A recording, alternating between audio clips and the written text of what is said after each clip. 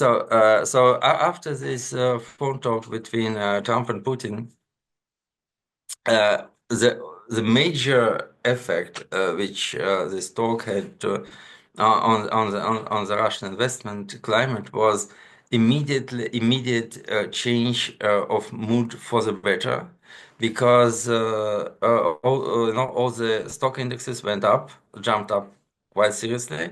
The Moscow Stock Exchange index increased by around 30% since the start of the year. Also, ruble also appreciated quite seriously, because it was traded at plus minus 97 when Mr. Trump called, and now it is around 88 to the dollar. So I would say that everything points out that the economy, the investors, they wish the peace to happen.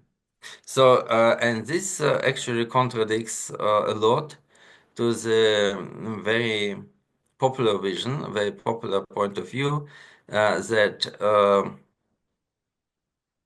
my popular point of view is that actually Russian economy is financed by the war efforts, and it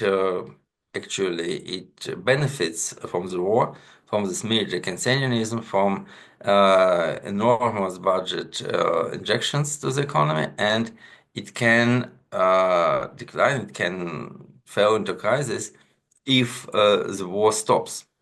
So, first of all, I would say that from the point of view of investors, it's definitely not true. The investors want peace rather than continuation of the war.